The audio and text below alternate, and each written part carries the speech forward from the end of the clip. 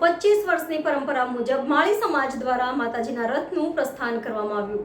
માતાજીમાં આસ્થા ધરાવતું માળી સમાજ છેલ્લા 125 વર્ષથી પરંપરા મુજબ નવાપુરા વિસ્તારથી માતાજી પ્રસ્થાન કરાવે છે તથા અનુસાર વર્ષો પહેલા ફ્લેગ ફાટી નીકળતા માતાજીમાં સંપૂર્ણ આસ્થા શ્રદ્ધા ધરાવતા ભુવાજીએ ટેક રાખવામાં આવી હતી કે વૈકલ્પિક વર્ષ બાદ માતાજીનો આ રથ પ્રસ્થાન કરવામાં આવશે, જેમાં મોટી સંખ્યામાં માળી સમાજના લોકો તેમજ સમાજના અગ્રણીઓ જોડાશે અને માતાજી કે આસ્થા અને પરંપરા અનુસાર તેમની પૂજા અર્ચના કરાશે। આજ રોજ નવાપુરા વિસ્તારના માળી સમાજ દ્વારા માતાજીના હરખમાં મોટી સંખ્યામાં ભાવિક ભક્તો તેમજ સમાજના લોકો જોડાયા હતા। વડોદરા શહેર માળી સમાજની અંદર એક ઉત્સવ જે 125 વર્ષથી નવાપુરા વિસ્તારની અંદરથી આ માતાજીનો ચાર માતાનો રથ 125 વર્ષથી જે ટેક્સ નીકળ્યો હતો, જે અત્યારે કોરોના કાળ જેવો હતો, જે માતાજીના ભુવાજી હતા ચાર માતાના, એમને જે ટેક લીધી હતી તે વડોદરા શહેરના માળી સમાજની અંદર આ રોગ મટી જાય તો અમે રથ કાઢીશું, એક વર્ષ છોડીને ધન ટેકરીએ। એ પરંપરા તો 100 વર્ષથી વડોદરા શહેરમાં ચાલે છે।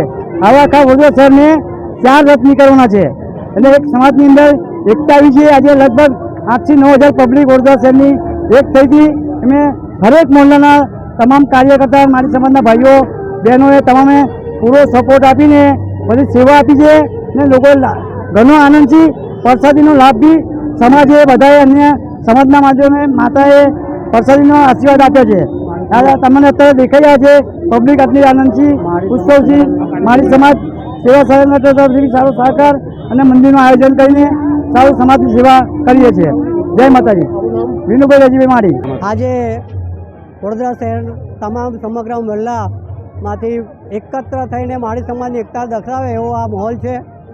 વડોદરા શહેરમાં લગભગ આજે 125 વર્ષ જૂની આ પરંપરા છે, જે વર્ષોથી અમારા પૂર્વજો કરતા આવેલા એ રીતે અમારા સમાજના આગેવાનો આ રીતે પ્રોગ્રામો કરતા દર એક વર્ષ છોડીને આ માતાજીનો રથ કાઢે છે અને આ રથ એવી ટેક સાથે લીધેલો કે એક પ્રકારની બીમારી હતી જેને દૂર થાય અને સમગ્ર જ્ઞાતિજનોને સારું થાય એવી ટેક પ્રમાણે અત્યાર સુધી નવાપુરાથી આ રથ નીકાળીને મહાકાળી માતાના મંદિર ધન ટેકરી લાવે છે અને આ લગભગ 125 વર્ષ જૂની પરંપરા છે અને આજે આ સમાજમાં લગભગ 7 થી 8 હજાર માણસ આજે આમાં ભાગ લીધેલો છે અને બહુ મોટા પાયે માળી સમાજ સેવા સંગઠન આનું આયોજન કરે છે અને એ પ્રમાણે આ રથ દર એક વર્ષ છોડીને અહીંયા આગળ આવે છે। આવા વડોદરા શહેરમાંથી 4 થી 5 રથનું આખા વડોદરા શહેરમાંથી આયોજન થાય છે। સમાજમાં સુખ શાંતિ રહે એના માટે